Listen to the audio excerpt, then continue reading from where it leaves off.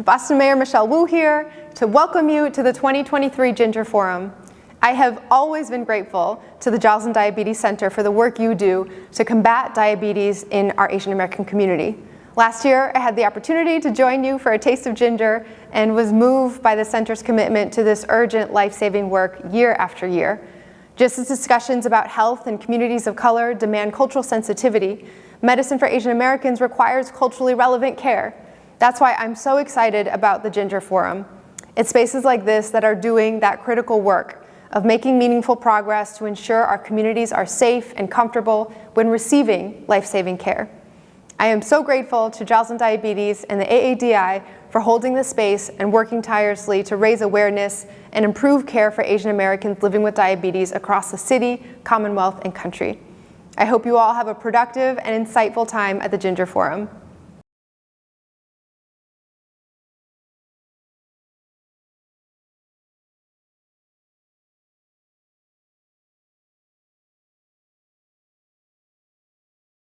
So we're going to start our next panel with a wonderful group of dynamic women. One of the things that looking through the agenda and sitting on this panel and looking at our moderators, if you notice, the one theme that is constant is women kick butt.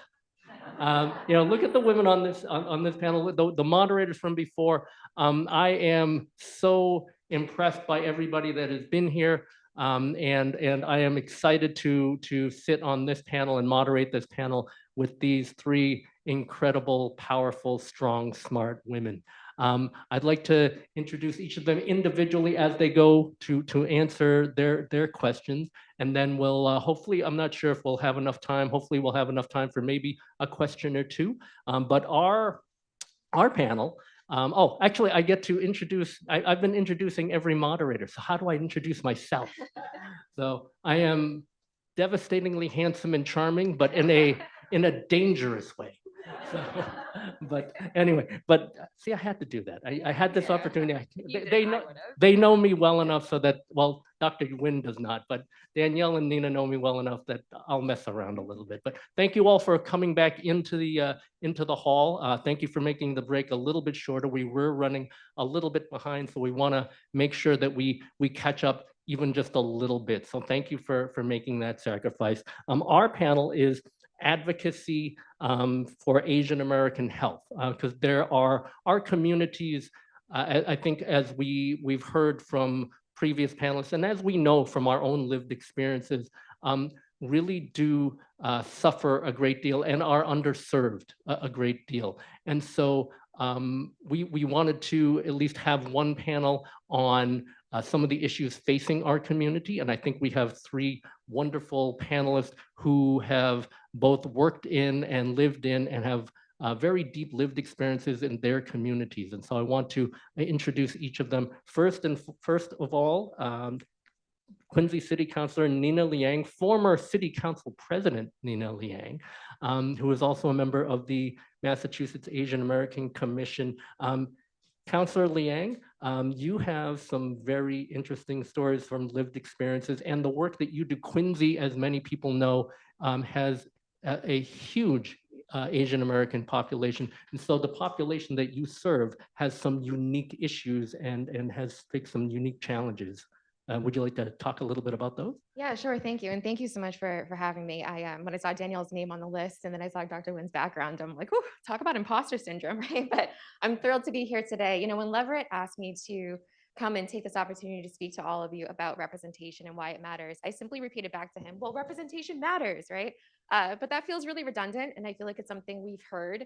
And it seems really performative, I think, unless you really think about how that applies to everyday actions that you can take. So I'm going to share with you a little story to really, I think, hit home what it means for me, right, to say representation matters. So I am a city councilor at large in Quincy. I'm one of 9 councilors, one of 3 at large, and I'm the only Chinese American still, which is insane because, you know, as a whole, we have the largest population as a percentage of an AAPI population in the entire state. And so I think if anybody knows anybody in Quincy, please have them run for office. So back in 2021, right? So folks remember communities across the state, there were kids in their 15, 16, 17, like around that age that were riding their bicycles around the city, right? And doing damage to cars and, putting themselves in really dangerous situations, right? People were obviously, coming to us and saying, hey, this is a problem. What can you do about it? What can you do about it? So my colleague on the council was like, well, we can't write a law banning kids from riding bicycles, right? And when we write laws, we have to think broad strokes. What can we do to apply a law that's a broad stroke law that doesn't attack one particular group? In this case, the kids riding their bicycles, right? So what he did was he pulled a law down from the state on how to safely ride a bicycle in Quincy. So basically, we're going to write and pass a new law in Quincy on how you ride a bicycle, right? No big deal. This just basically gives police enforcement teeth to go to these kids, right? When there's complaints about them doing reckless, dangerous things. It gives police officers, again, teeth to really say, well, this is the law in Quincy and you're breaking it, right? Fine. So I read through the legislation. It's about, 3 or 4 pages. Simple, straightforward, makes sense, right? However, I get to the second page and it talks about, well, you can't have a certain weight on the back of your bicycle. You need certain protective equipment while you're riding a bicycle. All these things about what you can and can't do while you're riding a bicycle. And the only thing I thought of in that moment was, this is my grandpa riding a bicycle in a way that now would not be legal, right? This is my uncle who's riding a bicycle, which if this passes would not be legal the way he's riding a bicycle. Because for me growing up, that's how I got around, right? My elders, the immigrant community in Quincy, primarily the senior immigrant community, that's how they get around. And if we pass this law, yeah, now we can take these dangerous kids off the street. But you know what it can also do? It allows anybody who is racist towards our community to use this legislation against our community, right? And so when I brought that up to my colleague, he was immediately apologetic, pulled the legislation, and we ended up not doing anything on it. He was horrified. It's intent versus impact, right? His lived experience has nothing to do with a negative impact, but mine was. And I'm not saying like I saved the day, right? I share the story to say, again, representation matters. Your voice and your experience matters in these small instances, but then think about that one instance and replicate it at the state level, at the national level, at the international level, right? And so when we're talking about how we can advocate for ourselves in these communities, I thought it was really important. And thank you for allowing me to share that story, because that's the ripple effect, right? That's why your voices matter. So no, it's very true. I mean, at the start of COVID, health decisions were being made minute by minute. Things were changing minute by minute. And one of the things I remember most is the vaccine locations. They at the very beginning, they were putting the vaccine locations in giant places like Gillette Stadium, Fenway Park, the Reggie Lewis Center. And that's because our communities weren't at the table. And the places that needed to be were in the communities, at the health centers, in the local places where not only was it accessible, but there was trust. And it's because our voices weren't at the table and our lived experiences weren't being taken into account. So your story resonates so much with our community and with other communities of color. So thank you so much for sharing that. So our next panelist is Danielle Kim. She is the executive director of the Asian Community Fund at the Boston Foundation. She is also a member of the Asian American Commission. And Danielle and I have only known each other for like 3 years, but everything about Danielle screams incredible leader. And she has impressed me so much over just the 3 years we've known each other. And as soon as we had the panel, I thought, we got to get Danielle on this panel. So Danielle, thank you so much for being here. And if you'd like to share your thoughts on this. Sure, absolutely. Thank you so much for having me. I'm so inspired by Nina's story, and I think Leverett's long-term commitment and leadership when it comes to community engagement. In my role, I span the intersection of philanthropy, the nonprofit community, and public policy. So the Asian Community Fund is the first philanthropic fund in Massachusetts focused exclusively on supporting, convening, and mobilizing the Asian American and Pacific Islander community. So we partner with 67 Asians-led and serving community organizations in Massachusetts. I see Mary Chin from the Asian American Civic Association here. You know, we think about the breadth and the interconnected ways in which the nonprofit community and community organizations support our households and residents every day. And we also know that there's a significant underinvestment when it comes to philanthropy and supporting community nonprofits that are led and serving Asian residents. And this is, I would say that it was wonderful to come a little bit earlier to hear about the need for more research that supports the Asian community that's really centered on understanding the unique needs and disparities of the Asian and Asian American community. And that's also true in the philanthropic landscape. Here nationally and both locally, just half of 1% of philanthropic dollars go to Asian-led and serving organizations. And that's the work that I do every day to try to overcome that disparity and make sure that we're uplifting and investing in the Asian community organizations that do this work day in, day out. I also think a lot about the ways in which the Asian community is underrepresented when it comes to advocating for public policy. This is true locally, where Nina is an incredible leader. This is also true statewide. And when you think about the fact that Asian and Asian Americans are the fastest growing population here in Greater Boston, in Massachusetts, and nationally, it's really important that we're all working together at the front lines to advocate for the policies that deeply affect our community. I'll point to one particular policy example and success that I think exemplifies what it looks like when communities come together to advocate for real change. And that's something that passed in the state budget this past year. It's also something that's been advocated for by community leaders for over 5 or 6 years now. And it's a provision that would require and expand data disaggregation here in Massachusetts. And for many of the researchers here, the advocates, the healthcare professionals, you understand the deep disparities that exist when it comes to healthcare outcomes. And we also know that we as Asians are often looped and clumped together in one monolith, but we know there are so many differences within our community.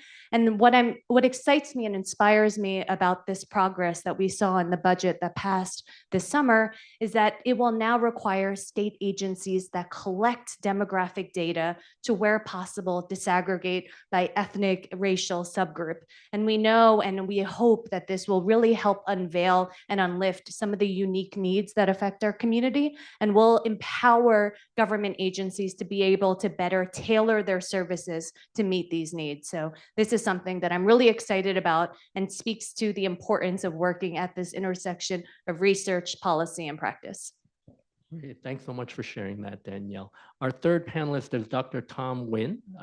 She is an associate professor at the Boston College School of Nursing. Prior to that, she was associate professor at the Cornell School of Nursing. And much like Danielle and Nina, she has done a lot of work on the grassroots level in underserved communities. You work in particular, you've done a lot of work in particular in the Vietnamese and I think the Korean community as well. What are some of the things that you've seen and what are some of the challenges that you've seen?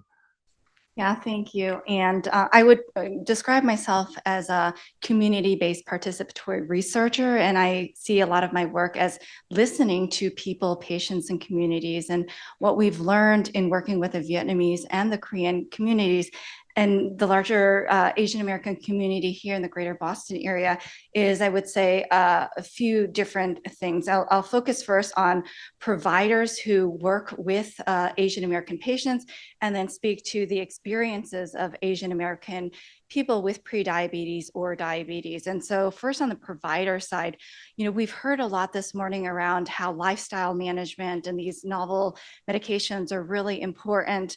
And I'll speak in particular because my area of research is around diabetes prevention and management. So there are existing evidence-based approaches to helping people manage their lifestyles, whether you're diabetic or pre-diabetic.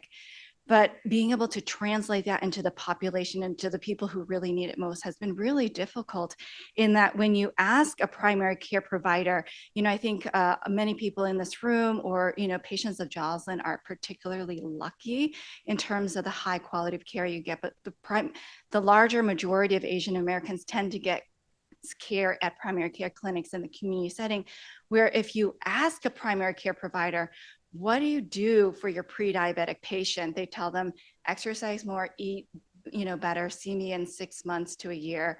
And for the diabetic patients, oftentimes, I would say our healthcare system is not necessarily a healthcare system. It's probably more of a sick care system. So our providers are really good at providing care around medication, things like that. in the community level. And I think we have this diabetes self-management support interventions. And largely, a lot of people don't even know about them, don't refer their diabetic patients to them. But we saw in one of the slides that that's sort of the foundation and the cornerstone of diabetes management, prevention, and even potentially reversal, right? So I think there's a lot of education that needs to be happening at the provider level to say, hey, there are these evidence-based approaches to diabetes prevention and management. But even if they were available, the thing that we've come to understand from the provider's perspective, particularly at federally qualified health centers, is this lack of time. People just don't have time to actually engage in conversations around these things or to provide these types of services. They lack the resources to have a registered or a certified diabetes educator or CHW to help, make the referrals into the actual enrollment into these programs. And managing lifestyle and changing habits, it's a process that takes a really long time. And so having resources and support at these federally qualified health centers or even these community clinics where people are being seen, I think is particularly important. And then the last thing around that is diabetes prevention programs and management programs are costly to these care sites. And so how do we think about making reimbursement easier? Right now, Medicare and Medicaid does reimburse for these programs, but people who have been delivering these programs in the community, it's hard for them to do it over and over and be sustainable because the reimbursement of it is so challenging. And so that's from a provider's perspective. On a patient's perspective, prevention and management of diabetes, it's not easy. And be honest with you, what I hear from patients is it's not their priority. Their priority is getting a roof over their head, making sure that they have enough money to, do what they need to do in their everyday lives, their education of their kids. And even be honest with you, to be able to eat the way that we say, you are what you eat. Let me tell you, it's really hard to eat healthy these days, particularly post-COVID inflation. And so, when I heard you are what you eat, if you don't have a lot of education, you don't have a lot of resources, and your choices are based on the choices you have. And so you become what you eat, right? And then when you think about mental health is important for managing diabetes, what we hear is chronic stress. We hear historical trauma that people have experienced over and over. And so how do you, kind of address these, and have the resources to address them at the grassroots level? And then last, you are how you move. And I think we got a really great example of being innovative in thinking about how do we connect people and encourage them to physical activity, whether the environment supported or not. But the honest truth is we live in obesogenic environments where it's literally really hard to, the healthy lifestyle choices are really hard. And so how do we create environments where walking is easy, where the, healthier choices are the easy default? And so I'll pause there. Oh, that's fantastic. I guess I'll stay with you because you've raised a lot of questions. How do we do this? How do we do that? Are there any answers that we can solve or maybe address here in this room? Any synergies that we have from previous panelists or the work that Danielle and Nina do? Anything that we in this room can mobilize on together? Yeah, I think there's so many opportunities. I would say, how might we think about working with providers on the ground and asking them what they need to be successful? What resources do they need? For example, I've heard so many federally qualified health centers say 5 or 6 years ago, we had a lot of resources to, make diabetes and cardiovascular disease prevention and management our top priority. But eventually we lost a lot of the resources, whether it's space to provide the education, we lost our registered dietitian, or we lost our, physical therapist or the certified diabetes educator or CHW. So how do we and they're cutting these things because they're just trying to survive, right? And so how do we think about managing that? And then also, a lot of people, the patients on their side, addressing issues around social determinants of health. How do we help with food access so that people can actually eat eat well and, become who they eat, and then how do we address resources around psych mental health and, being thoughtful around things like and innovative around something, we're calling community care hubs, where potentially a number of primary care providers can work together and make e-referrals back and forth, not just between diabetes prevention programs and diabetes self-management programs, so that the referral into these programs are easy, but also that they're connected to social service agencies who can address issues around underemployment, lack of insurance, like lack of food access in a way that is thoughtful and not overly burdensome, because, people who try to seek these social services, they spend at least 2 or 3 days out of their, precious time to do these things.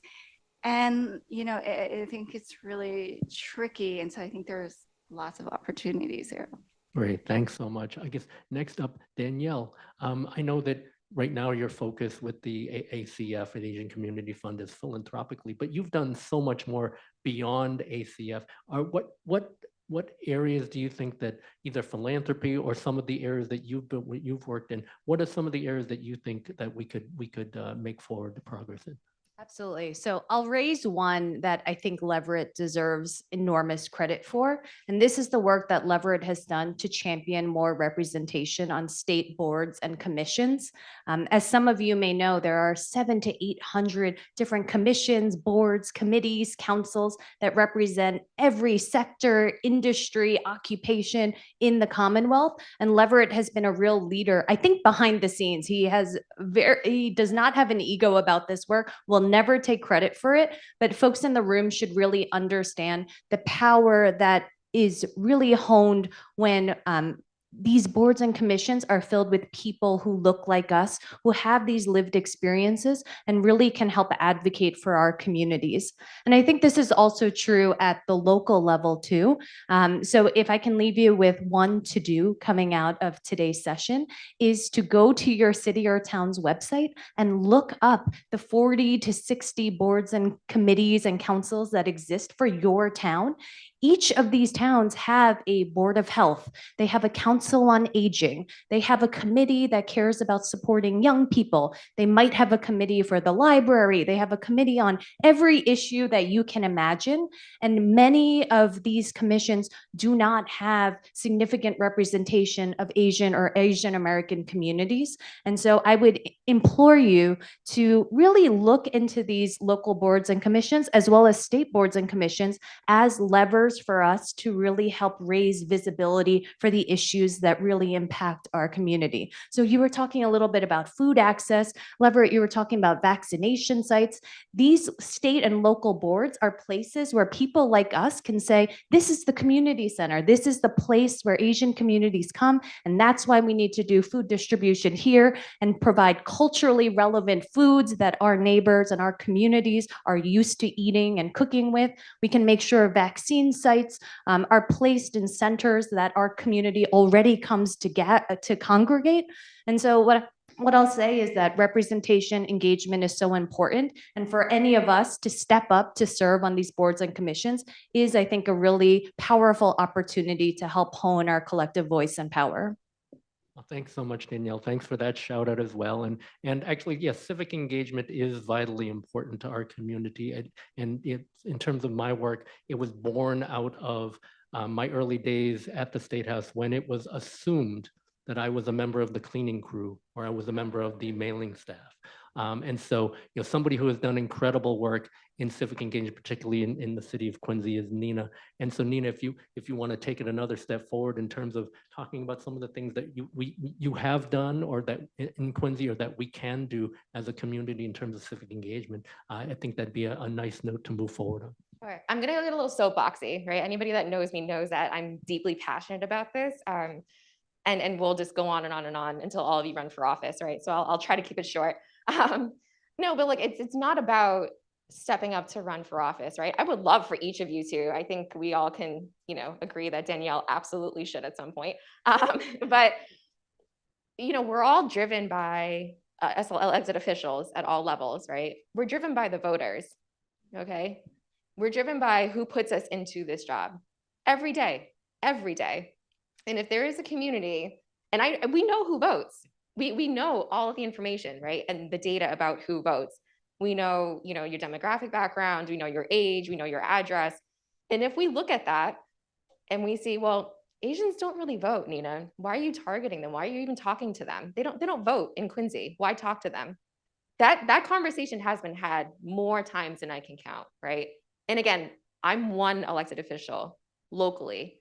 You multiply that concept across all cities and towns, across all states, across the nation. Votes matter. Votes are your voice. The very recently late Uncle Frank said, right, in Chinatown, your vote is your voice. And that's absolutely true, right? And the reason why I share that is because you don't have to step up to run for office, but if you step up and vote and you get engaged, right, that matters. That has an impact. If you look at the three of us up here, look, somebody asked me on this panel, right, when I was coming, they were like, well, why is it that there's, a huge risk to the AAPI community with diabetes? And my response was, I have no idea. I hope I can find out, right? But I'm making policy that affects every single one of you who live in Quincy. How is that right? Well, we have people in the field who know this work, who know the disparities, who know the gaps, right, that I could change by writing legislation around it. But she comes to me and says, okay, well, this is something I want you to do. This is an impact I need you to change. Maybe create some more, community garden spaces in the city, right? Create more walking paths and open spaces around our senior buildings, et cetera, et cetera. We need more funding, et cetera, right? She's one person. I'm one legislator. Okay, maybe I might want to do that, but what about my colleagues? I need them to vote for it too, right? Well, now we need advocacy. Let's go ahead and call Danielle. Do you know how many people Danielle can call to come to a community meeting? Are you kidding? Could you imagine if my colleagues and I had to sit there and take a vote and she fills the room with 100 people saying, you better vote for this? Do you know what I'm gonna do? I'm gonna vote for it, right?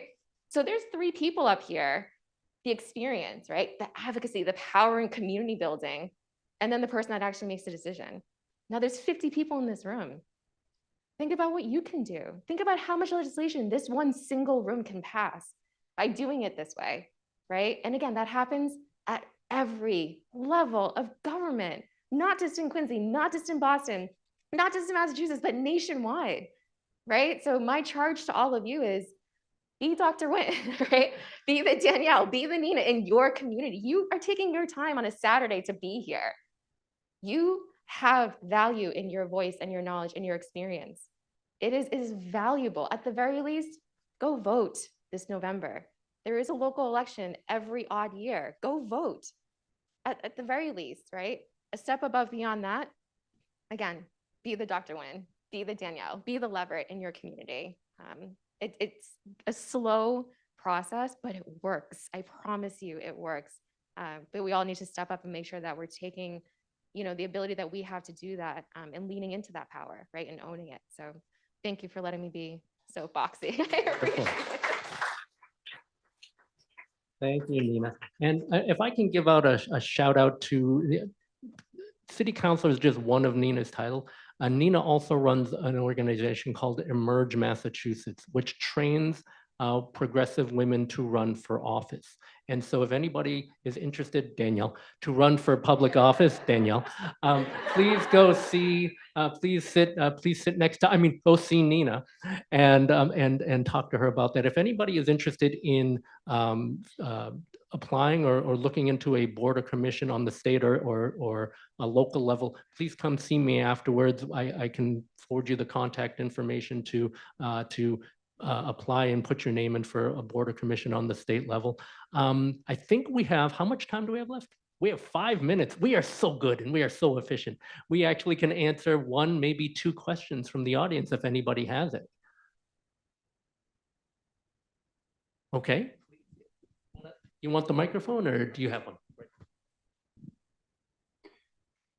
Hi, I was wondering, so you brought up patient behavior and how important it is for patients to realize how urgent recognizing that diabetes is a problem. I was wondering, how can you bring this to be like an urgent, more like active part of their life, rather, because it's hard to make it part of your life. So I was wondering.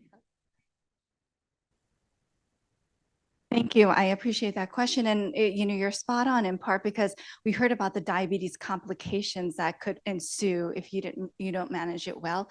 They ensue like a decade, 2 decades, or a lot later on. And I think particularly for pre-diabetics, we need to increase the urgency. I think when people are diabetic, they have a certain urgency because they have this condition.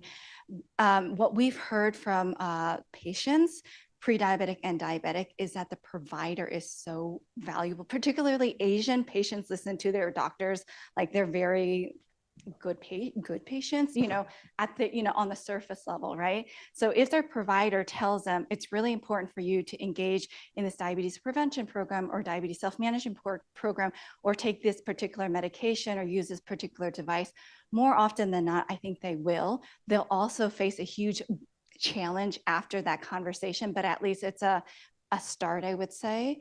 And, I also think that we have to do more and better in terms of engaging, in terms of mass communication to the Asian population. So you said you don't really even understand the unique situation of diabetes in Asian populations. And I would say the vast majority of Asians out there don't understand how different diabetes presents in Asian populations. And so, there's opportunity for mass communication and awareness generally. And then, how do we, from a community perspective, make it easier for people to engage in these behaviors once they're aware and, willing to make these changes? Great. I think we have time for one more question. Mary, if you'd like to ask your question. Here comes the microphone, Mary. Here comes the microphone. Thank you. Yeah, I think the issue of advocacy is constant among immigrant groups where the whole idea of having a voice is so foreign to them because they come from many lands and many countries and many cultures where they don't have rights. So that's foreign, yes. But I think from a sort of service perspective, AACA has been around for a long time, and so many other agencies representing Chinatown, representing Asians, representing immigrants. We're all out there. And I think having had years of experience doing healthcare before I became who I am now at AACA, it's so clear that we continue to talk about the need for diabetes to be a part of the conversation.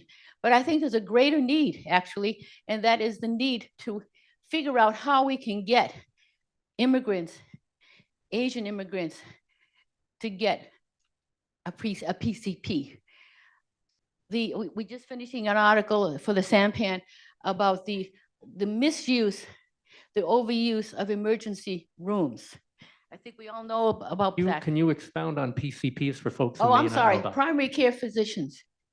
Okay, we know that the problem is people don't use primary care physicians often because they don't know about the healthcare system and they're running into the emergency room when they're really, really sick. And we need to figure out a way. It's a cry all the time for me. We need to figure out a way how to get people who are sick to get care before they get sick. But let's say that's going to be impossible. My thought is the following. Places such as an AACA, such as a BCNC, such as places in Lowell, or places up in Quincy or Malden, wherever, agencies like ours, we should be working together to work with the healthcare system, to work with the community healthcare systems, to maybe have diabetes day in the lobby, so that when the person comes, because they need to apply for food stamps, they need to apply for housing. Okay, we're there in the front, and we're going to be offering. Oh, do you want to stop by? Here's a bow. We'll give you something to eat at the same time. A cup of coffee. Do you want us to figure out how? Do you have diabetes or not? I mean, or how to find out you have diabetes? That intersection is critical, and it's available. It's free. We can make that intersection work, and you can get people to get care before they realize they need it. That's great. Thank you so much, Mary. I think we have 30 seconds. Anybody want to add on to that at all? I think Danielle, did you want to? Yeah. I'll just underscore, I think Mary's comment speaks to the importance of trust and partnerships. So we know that We need to make sure we are equipped with champions, ambassadors, people that already have relationships with community members to help make some of those connections. So leaning on our community nonprofits, our senior centers, other places and spaces where our people go and already have strong relationships with the staff and case managers there is so critical. And I think, an organization like AACA, we might not first view them as a health equity, healthcare organization, but what they do is they already have trust with the people that walk through their door every day. And so for me, I view them as strong champions, ambassadors, and partners in all the work that we're trying to do around healthcare access and equity. Wonderful. Thank you. Thank you so much to our panelists. Can we give them a round of applause?